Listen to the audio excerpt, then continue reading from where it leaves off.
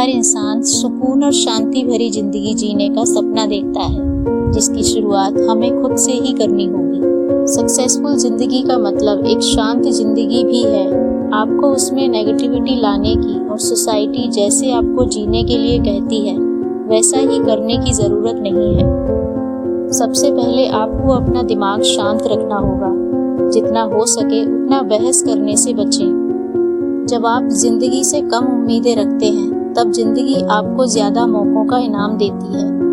आप जितना ज़्यादा अपने आसपास की चीज़ों को कंट्रोल करने की कोशिश करेंगे, आप उतना ज़्यादा खराब महसूस करेंगे। खुले दिमाग और खुले दिल से ज़िंदगी को जीना सीखें। सभी पॉसिबिलिटीज़ के लिए अपना दिमाग खुला रखिए। जिस चीज़ पर आप विश्वास करते हैं, जब आप उससे बहुत ज़्यादा अटैच हो जाते हैं तो आप सभी चीज़ों के पीछे की सच्चाई को नहीं देख पाते। शांति और सक्सेस पाने का रास्ता खुला दिमाग रखने से शुरू होता है। आप ऐसी कोई चीज़ दे नहीं सकते जो आपके खुद के पास ना हो। तो जो प्यार आप हमेशा से चाहते थे, उसे पाने के लिए पहले आपको उसे देने के लिए तैयार होना होगा। आपका व्यवहार और एटीट्यूड सभी आपके इमोशंस को फॉलो करते हैं और इमोशन आपके थॉट्स और सोचने के तरीके का नतीजा होते हैं।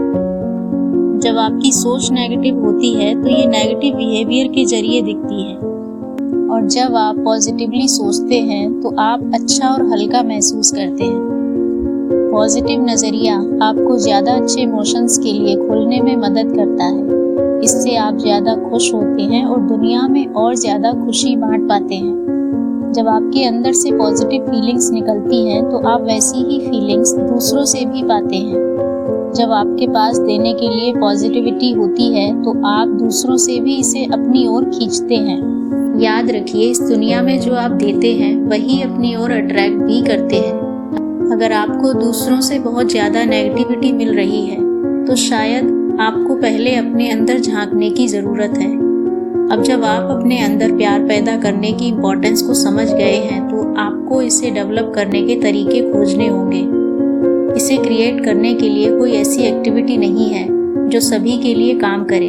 आपको वो करना है जो आपका दिल और दिमाग आपको करने के लिए कहता है। ऐसी चीज़ों का पता लगाइए जो आपको खुशी देती हो और उसे करने के लिए समय निकालिए। अगर आपको नहीं पता कि शुरुआत कहाँ से करनी है तो हर दिन मेडिटेशन करने या योगा करने के लिए 10 मिनट निकालिए। जो समय आप अकेले रहकर बिताते हैं वो आपको अपनी ज़िंदगी और चॉइस के बारे में ज़्यादा सोचने का मौका देते हैं। जब आप मेडिटेट करते हैं तो आपका माइंड ज़्यादा क्लियर हो जाता है। इसका सबसे ज़रूरी हिस्सा है इसे लगातार करते रहना। एक बार जब आप खुद को थोड़ा पावरफुल बना लेंगे तो आपके लिए अपनी ओर आती हुई नेगेटिविटी से बचना आसान हो जाएगा। जब आप शांति और सक्सेस पाने का सफ़र शुरू करते हैं तो आपको अपने बीते हुए कल को पीछे छोड़ना होगा। आप कौन हैं ये आपकी कल की चॉइसेस नहीं बताती, बल्कि वो आपका आज तय करता है। आपका पास्ट आप जो बन चुके हैं उसका सिंबल है। आपने जिन मुश्किलों का सामना किया है और जो अचीवमेंट्स पाई हैं, ये उनकी याद दिलाता है, यानी उसका रिमाइंडर है। किसी इम्पोर्टेंट चीज़ को भूल जाना अपनी ज़िंदगी की निशानी को खोने जैसा है। आपको इस पर फोकस नहीं करना है, लेकिन फिर भी ये आपकी ज़िंदगी का हिस्सा है। पास्ट में फंसे रहने के बजाय उसे अपनाइए। आपको ज़िंदगी में सिर्फ एक ही मौका मिलता है, एक ही समय है जिसके बारे में आपको चिंता करनी चाहिए, वो है आज। आपने भले ही नोटिस ना किया हो, लेकिन आप अपनी ज़िंदगी में ऐसी बहुत सी चीज़ें करते हैं जो आपको अपने आज को एंजॉय करने से रोकती हैं। अगर आप पहले रूड और लापरवाह थे तो आप खुद पर फ्यूचर में वो लेवल मत लगाइए। हम सब खुद को बदलने के लिए काबिल हैं। आप क्या बन सकते हैं इसे लेकर अपना दिमाग खोलिए। दूसरों को अपना फ्यूचर तय मत करने दीजिए। आपकी सच्चाई वो है जो आप बनना चाहते हैं। वो इकलौता इंसान जो आपके फ्यूचर को बदलने के काबिल है वो आप खुद हैं। अलग अलग तरीके से पले बड़े लोगों का बिलीफ सिस्टम भी अलग अलग होता है। दुनिया ना तो अच्छी है और ना बुरी। आप जो रास्ता लेते हैं वो ना तो कभी पूरी तरह से अच्छा होता है और ना पूरी तरह से गलत।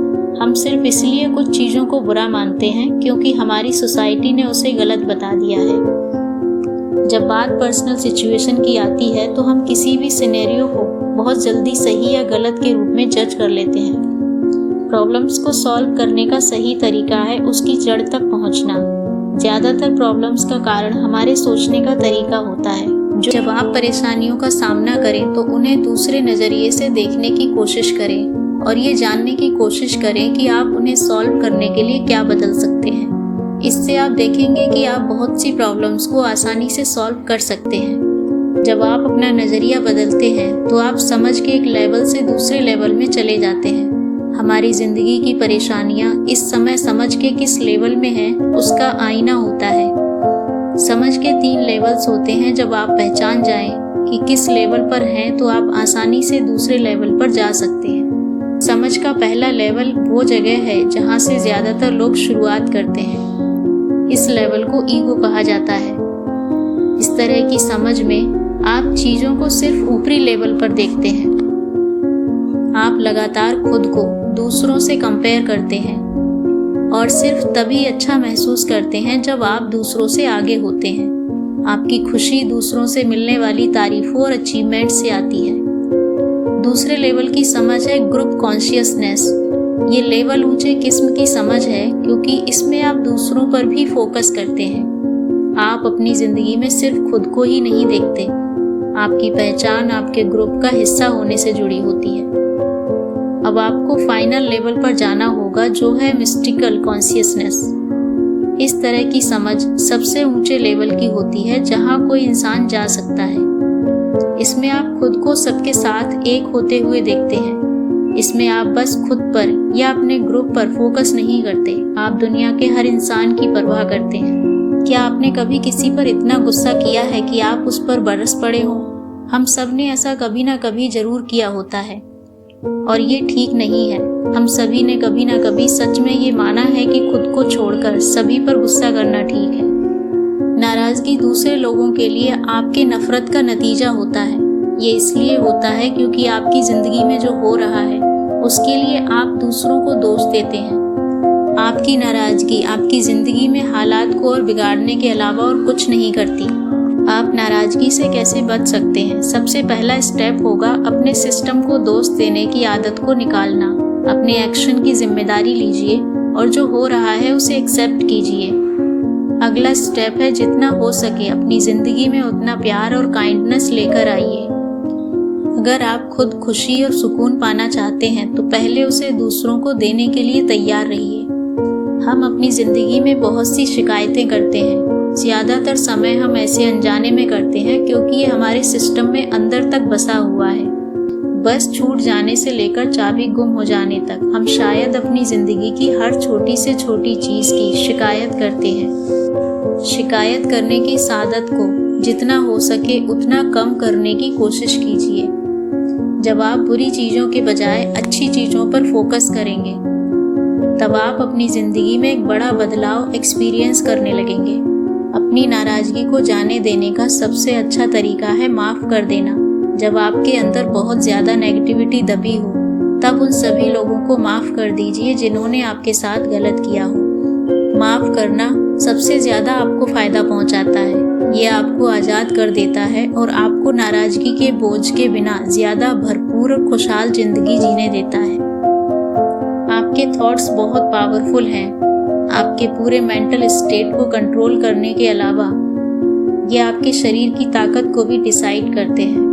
पावरफुल थॉट्स ऐसे होते हैं जो आप पर फोकस करते हैं। इसमें अपने दुश्मन को हराने के बजाय आप खुद को ताकतवर बनाने के बारे में सोचते हैं। ऐसे थॉट्स पॉजिटिव एनर्जी से बढ़ते हैं और वो आपको पहले से बेहतर बनाने पर फोकस करते हैं। ऐसे एथलीट्स जो गेम में खुद को इम्प्रूव करने के बारे में सोचते हैं वो अक्सर जीत जाते हैं। खुशी और पैशन वाले थॉट्स पावरफुल थॉट्स के एग्जाम्पल हैं। इसमें आप नेगेटिव साइड पर फोकस करने के बजाय अच्छी साइड को देखते हैं। ये पॉजिटिविटी की लहर आपके अंदर फिजिकल ताकत को बढ़ा देती है। ज़्यादातर लोग रिस्क लेने से डरते हैं लेकिन कंफर्टेबल होने से कभी कुछ नहीं होता। कई बार हम पूरी तरह से अपने कंफर्ट जोन में जीते हैं और ग्रो करना और बेहतर इंसान बनना भूल जाते हैं। अक्सर ये हमें हमारा असली मकसद को कभी पूरा नहीं करने देता। क्या आप पूरी तरह से आराम से जीना चाहेंगे लेकिन कभी भी सच्ची खुशी और सक्सेस नहीं पा सकेंगे? फिर क्या आप कुछ ऐसा करना चाहते हैं जिसके बारे में आप पैशनेट हैं? आपको जो पसंद है वो करने का रास्ता हमेशा क्लियर और आसान नहीं होगा, लेकिन जब आप उस रास्ते पर चलेंगे तो आप बहुत से लोगों को इंस्पायर करेंगे। सबसे पहली चीज़ जो आपको करनी चाहिए वो ये पता लगाना है कि कौन सी चीज़ है जो आपको खुशी देती है और आपके दिल में पैशन भरती है। जब आप अपना पैशन पहचान लेंगे तो आप उसे दुनिया के साथ शेयर भी कर सकते हैं। फेलियर एक झूठ के अलावा और कुछ नहीं है। ये एक ऐसा धोखा और भ्रम है जिससे आपको बाहर आना होगा। इस दुनिया में सच में कोई फेलियर नहीं है, सिर्फ गलतियां हैं और उससे मिलने वाली सीख है। सीख एक ऐसी चीज़ है जिसे आपको कभी भी कम नहीं समझना चाहिए। अक्सर ये आपको फ्यूचर में ठीक वहाँ लेकर जाती है जहाँ आपको होना चाहिए। अगली बार जब आप रिस्क लेने से डरें तो उस फ्यूचर के बारे में सोचिएगा जहाँ आप होंगे। फेल होने से क्या होगा? सबसे बुरी चीज़ जो हो सकती है वो ये है कि आपको एक सीख मिल जाएगी और ये उतनी भी बुरी नहीं है जितना आप सोचते हैं। इस भागती हुई दुनिया में शांति सिर्फ कुछ लोगों को नसीब होती है। आमतौर पर तो हमारे पास खुद के लिए समय ही नहीं होता। हम हर रोज एक बिजी शेड्यूल में जीते हैं और पूरी कोशिश करते हैं कि हम हर चीज़ एक साथ कर पाएं। शांत बैठना ऐसी चीज़ है जिसके बारे में हम में से ज़्यादातर लोग नहीं जानते। हम अपने दिन का ज़्यादातर समय अपने और दूसरे लोगों के साथ शोर सुनते हुए बिताते हैं। शांत बैठने की ज़रूरत होती है, खास तौर पर तब जब आप शांति खोजने की राह पर हों। शांत बैठने की अहमियत को अक्सर नज़रअंदाज कर दिया जाता है। लोग ज़्यादा से ज़्यादा प्रोडक्टिव और एफिशिएंट बनना चाहते हैं। शांति में समय बिताना भी एक तरह की प्रोडक्टिविटी है। अपने दिमाग के साथ अकेले रहना आपको अपनी ज़िंदगी के बारे में सोचने के लिए ज़्यादा क्लियर और खाली स्पेस देता है। शांति में बैठने का मतलब ये नहीं है कि आप अपनी ज़िंदगी की सभी आवाज़ों या चहल पहल को बंद कर दें। आपको सिर्फ इसके बिना कुछ मिनट रहना सीखना होगा। मेडिटेशन करना चुप्पी शांति खोजने के सबसे आसान तरीके हैं। जब आप अपने थॉट्स के साथ अकेले होते हैं तो आप उसे ज़्यादा अच्छे से ऑर्गेनाइज कर सकते हैं। जब भी आप स्ट्रेस महसूस करें तो एक ब्रेक लेकर कुछ समय अकेले बिता सकते हैं। भारीपन या मूड खराब महसूस होने पर कुछ समय निकालने की आदत बनाना आपको बेहतर फैसले लेने में मदद करेगा। इससे आप जल्दबाजी में या गलत फैसला लेने से बचेंगे। इस आदत को अपनाना सिर्फ आप पर असर नहीं डालता, ये आपके आसपास के लोगों पर भी असर डालता है। जब आप हर दिन चुप बैठना सीख जाते हैं तो आप अपने नज़रिए और एटीट्यूड में बदलाव महसूस करने लगते हैं। आप अपने आसपास के लोगों के प्रति ज़्यादा काइंड बनने लगते हैं। आप पहले से ज़्यादा हल्का महसूस करने लगते हैं। इससे आपके आसपास के लोगों को भी शांति महसूस होने लगती है। जब भी आप खुद से कहते हैं कि कोई चीज़ पाना मुमकिन नहीं है तो आप अंत में उसमें फेल हो जाते हैं। ऐसा इसलिए नहीं होता क्योंकि आपकी कोशिश में कमी थी या उसे पाना बहुत मुश्किल था। ऐसा इसलिए होता है क्योंकि आपके शरीर से पहले आपके माइंड ने हार मान ली थी। सक्सेस अचीव करने में माइंड का बहुत बड़ा हाथ होता है। ये आपको ऐसी चीज़ें करने के लिए मजबूर करता है जो आपने कभी नहीं की होती। आपने आपको ये मानने के लिए कंडीशन करना कि आप कुछ भी हासिल कर सकते हैं आपके सक्सेसफुल होने के चांस को बढ़ा देता है। सक्सेस पाने का इकलौता तरीका ये है कि आप खुद को ऐसे ट्रीट कीजिए जैसे आपने पहले ही जीत हासिल कर ली हो। इस यूनिवर्स में आप जो चीज़ देते हैं वही अट्रैक्ट भी करते हैं। जब आप इस तरह काम करते हैं जैसे कि वह पहले से ही आपके पास है तो हर चीज़ खुद ब खुद आप तक आने का रास्ता खोज लेती है। आखिर में आप यूनिवर्स की सभी फोर्सेस को आपके हक में काम करने के लिए सक्सेसफुली एक्टिवेट कर देते हैं। आपको डिक्लेयर करने की ज़रूरत है। आपके पास जो नहीं है उसके लिए दुखी होने के बजाय यूनिवर्स को ये बताइए कि आप उसे पा लेंगे। कभी ना कभी वो आप तक पहुंचने का रास्ता खोज लेगा। ऐसा करके आप जिंदगी के प्रति अपना पूरा नज़रिया बदल रहे हैं। आप इसकी नेगेटिविटी पर फोकस नहीं कर रहे बल्कि आप पॉजिटिव फ्यूचर की ओर देख रहे हैं। ये सिर्फ मटेरियल चीज़ों पर ही नहीं बल्कि पर्सनल चीज़ों पर भी अप्लाई होता है। हम सभी को भगवान ने बनाया है। हम सभी भगवान का ही अंश हैं। हम उनका हिस्सा हैं और वो हमारे। लेकिन हम अक्सर भूल जाते हैं कि हम कहाँ से आए हैं और भटक जाते हैं। ऐसे लोग जो भगवान से दूर हो गए हैं वह अपनी आत्मा और मन से भी कट जाते हैं। वो अपनी जिंदगी वैसे जीते हैं जैसे वो जीना चाहते हैं। इन सब में भगवान को नहीं आने देते। ज्यादातर लोग भगवान को नहीं मानते, उन्हें उनका ईगो कंट्रोल करता है। खास तौर पर ये उन सभी चीज़ों को दिखाता है जो आप अपने बारे में सोचते हैं। आपका ईगो आप जो हैं, आपके पास जो है और आपको जो लगता है कि आप बन सकते हैं, से बना हुआ है। अपने ईगो के शिकार लोग अक्सर किसी पर भरोसा नहीं करते और अपने नेगेटिव इमोशंस से भर जाते हैं। सुकून और खुशी अंदर से शांत होने पर आती है। हम सब भगवान के अंश हैं क्योंकि वो हम सभी के अंदर मौजूद हैं। जब हम इस आइडिया को मानकर अपना लेते हैं